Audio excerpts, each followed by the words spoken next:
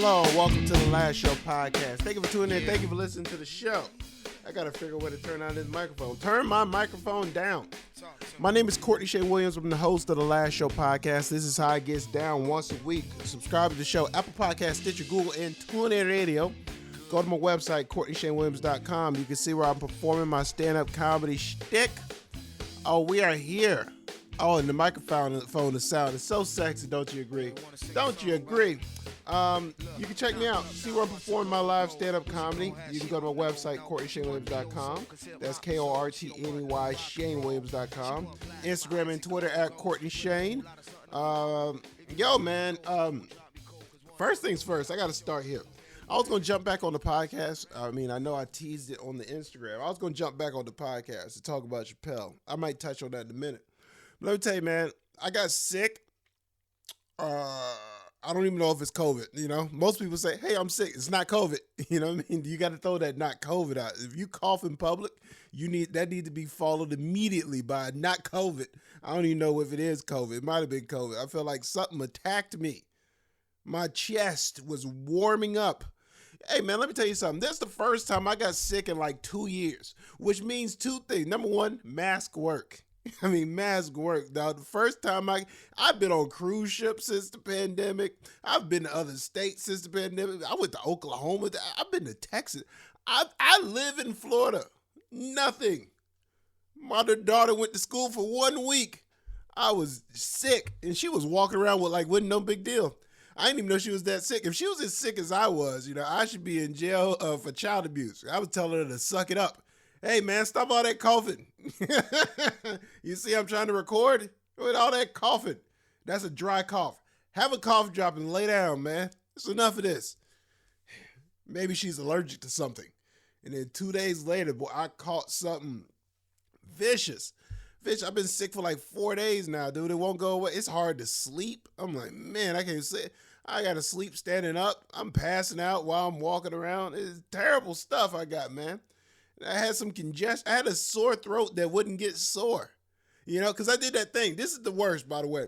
When you have somebody else in your house that's sick and you're like, oh, man, I'm just going to start loading up on vitamin C. So I started loading up on vitamin C, loading up. I was taking Benadryl, preventative maintenance, Alka-Seltzer, everything that had something to do with not getting sick in my house. I took a vitamin D. I don't even know if vitamin D can help. Joe Rogan told me a lot of vitamin D will help you beat COVID. So hey, give me that horse tranquilizer and vitamin D. So I was taking everything, dog. I'm trying not to get sick. And then it hit me. And it's the worst when you've prepped your body to get sick and then you still get sick because you don't get sick enough to lay down. You're just sick enough to continue operating about your normal day. It's the worst feeling on earth. The worst, man. So I'm still down and out, man. Got congestion. The back of my throat is burning. And nothing's getting better.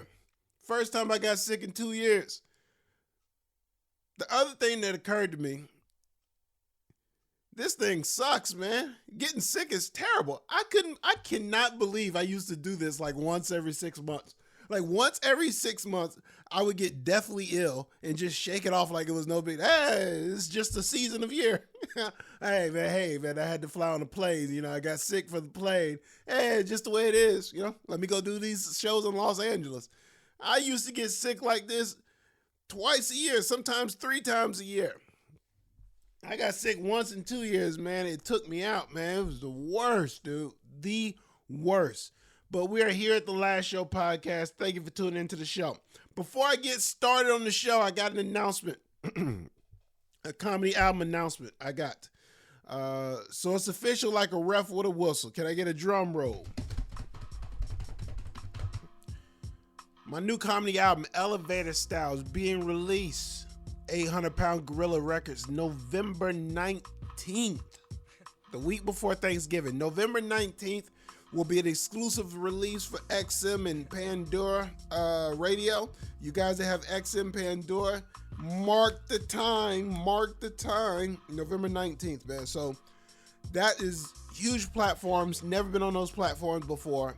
Fingers crossed that the whole album gets on the platform. It'll be a great day, and that's an exclusive release to XM Radio and Pandora for 2 weeks. Then December 3rd, it'll be released on all streaming platforms: Apple Music, Spotify, the whole shebang bang. Google, if y'all rocking with the those Google phones, no disrespect to the Google phone. I just don't like it when you make my phone turn green. And I know y'all get real defensive about it. It's like, I don't want to get into it.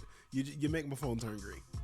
Well, if you bought a Samsung phone, you could depict what colors, what I mean? And I used to be a Samsung guy. And deep down inside, I'm an anarchist. Like, deep down inside, I want to make other people's phones turn green. Like, deep down, I'm a scumbag. You know what I mean? I like to ruin group text messages deep down inside. But practically, I have an iPhone because everybody else in my family has an iPhone. And then when you have a child, and then your wife has an iPhone, and then she's sending your iPhone picture, I just want to airdrop them. You can't just text them? No, let me airdrop them. And the other cool thing is you get iMessaging. So iMessaging when I'm on a cruise ship is free. And if you got a Samsung, it's not, because even the cruise ship don't like you making their phone turn green. So that's the reason I converted, because it was a little bit better than me. So I understand the anarchist nature about you, but now that I'm on the other side, come on, man, stop making my phone turn green. But yeah, so it'll be on all streaming platforms. Elevator Style, my fourth album, 1, 2, 3, 4, fourth album, yo. Fourth. No, 1, 2, 3, 4. Fourth album. Yeah, man. So that's it. November 19th, exclusive release, XM Pandora Radio. That'll be for 2 weeks. December 3rd, the album officially comes out, all streaming platforms, man. So prepare yourself. Strap it on. Don't strap anything on. Strap it in. Oh, all right. So this has been, I wouldn't say this is bothering me, but, I'm kind of glad that I didn't do the podcast. Because, I was going to talk about, the whole Chappelle thing. And my other take and how I was switching sides and all this. But because I got sick, I got a chance to step back and see y'all roll. And I want nothing to do with you people. And you people know exactly what I'm talking about. You guys... People, the funny thing is people defending Chappelle or on that side and all that stuff. Dude, you people don't even know him. Y'all are just open micers and just people on the internet in your mother's basement in your drawers. You guys are what charged y'all up so much about that special that has you so passionate? What about it? What about that connected? It's that weird. It's almost like that weird connection that Trump had. Trump had people voting for him that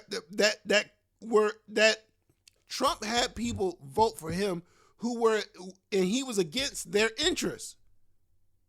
But there was a connection there. Oh, man, he just says what he wants to say, man. He does what he wants to do.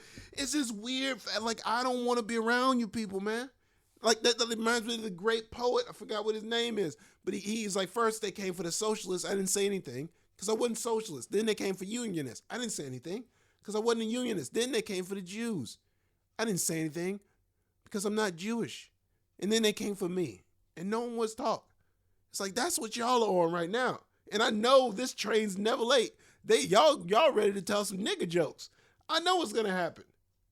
Chappelle put that thing out there, put his art out there, his thing, and then let it go. And I can see if you're, his friends or family, Neil Brennan, all those people talking about the situation, cool. But when you are open micer, dude, what are you so passionate about, dog? You ain't Dave Chappelle. You ain't gonna be Dave Chappelle. Chances are you won't be doing comedy in 5 years. But there's something that connected y'all so much to this dude just being crass and being flagrant. It just, something struck a nerve in you. And that's the part that's scary. I can watch the special as a comedian and appreciate the art of it. I can even appreciate the funny. I actually thought it was funny. I thought I can appreciate what it was, and I can watch that special and be like, yo, this dude's the greatest comedian ever seen. I can see all that. I can do all that. But you people are taking something way more from it that I didn't even see. Y'all are getting real gung-ho around this movement. The only people that should be talking is the offended party. That's it. That's it. Because I'll tell you right now, if it was a white comedian or a Jewish comedian and they was out there telling jokes about black people and racism, or they was out there telling jokes about the black dude if Chappelle would have did 45 minutes on Jewish people, guess who wouldn't be talking? Me. I wouldn't be saying a word, dog. You want to know why? Because first they came for the socialists, then they came for me. No one was there to defend me. You understand? But you guys, for some weird reasons, and that's like I'm out. I let it sit there, let it do what it do, but Chappelle's rich, he don't need my help. And a matter of fact, Chappelle doesn't even want to help himself. The only dude not talking is the dude that did the special. Everybody else is out here fighting amongst yourselves, okay? So I'm good. That right now is a Netflix problem. Netflix is going to have a walkout on their hands in about a week. That's something Netflix, they have to figure out how capitalistic they want to be. Guess who doesn't have to figure out? Me. So I'm good, dog. Y'all take it, digest it, roll around with it. Peace. It's the Last Show podcast. Thank you for tuning into the Last Show. It's called the Last Show because this may be it. Still on the boat.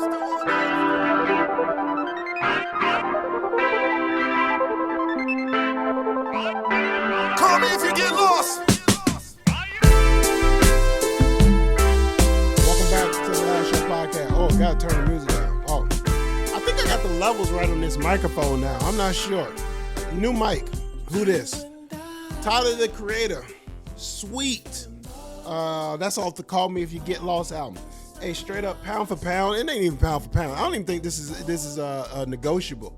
You know, this album is the best album this year, man. I mean, everybody got charged up about that Drake. You know what I mean? And Kanye West put out that epilogue. Kanye West dropped The Godfather twice. You know, I had to listen to this album for 3 hours.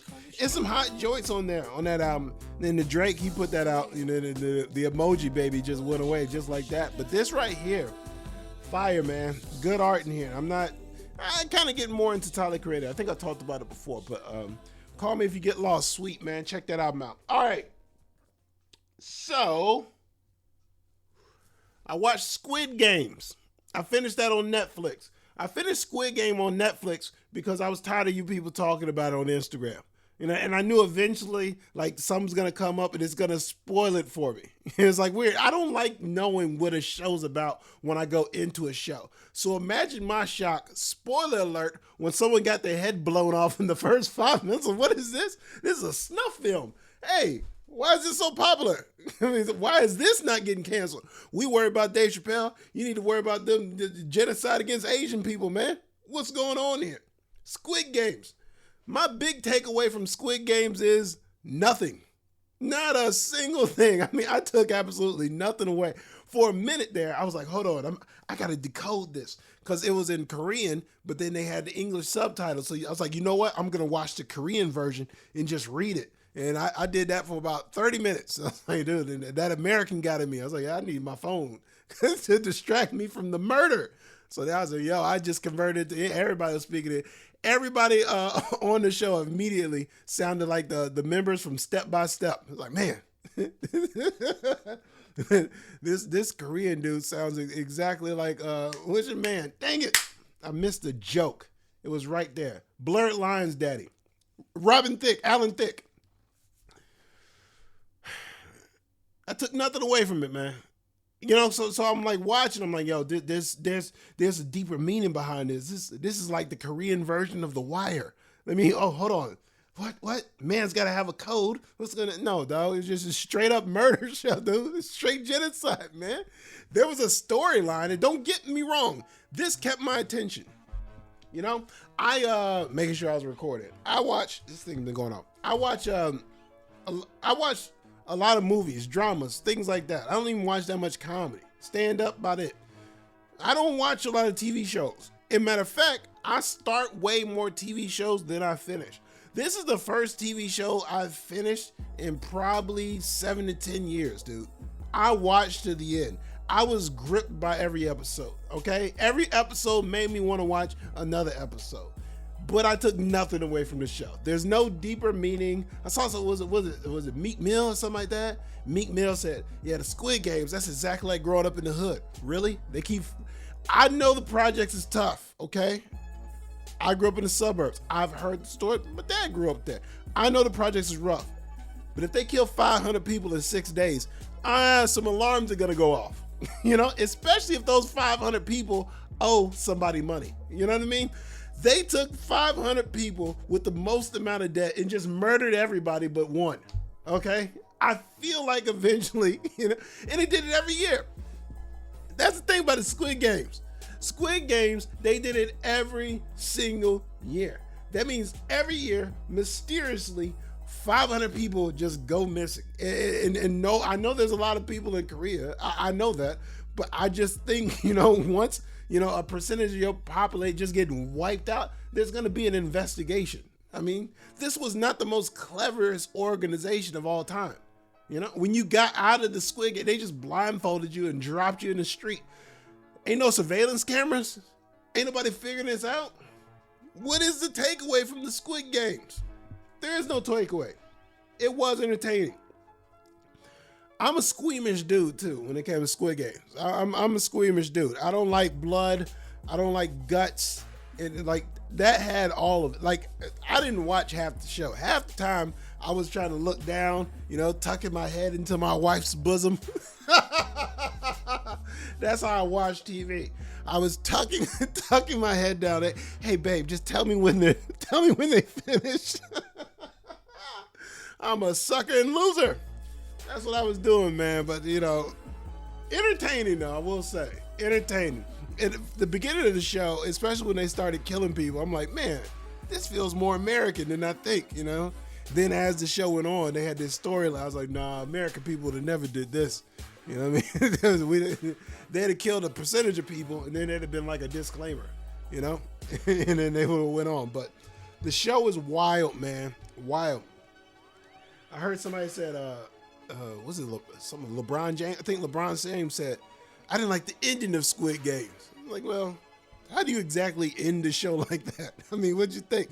I did think that it reminded me of gladiators, right? So gladiators back in the day used to be prisoners, and then they would take the prisoners, and then they basically they kill themselves for entertainment.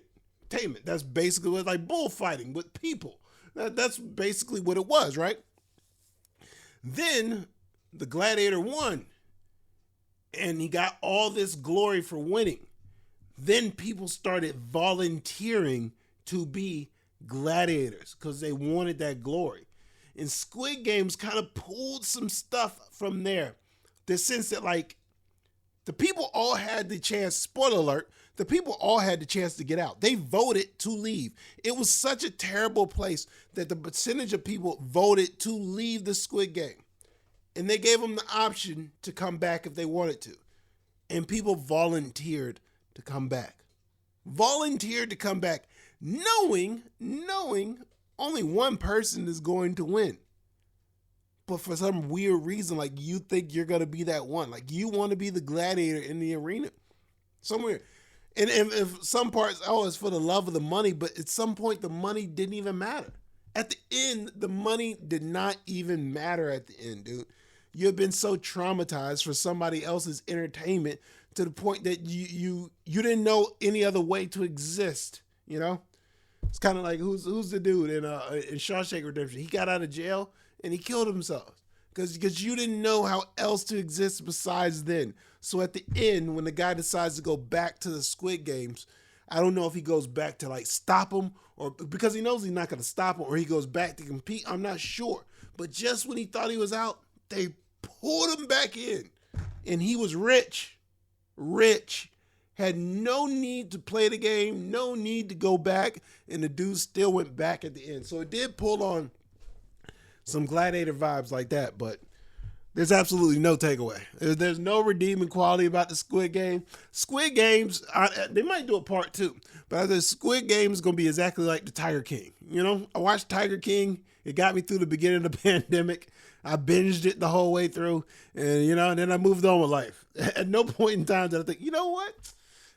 Exotic Joe is really going to come in handy one day. I know to stay out of Carol Baskin's way. That I know. She'll feed you to the tiger. And she killed her husband. You know what I mean? So I know to stay out of her way.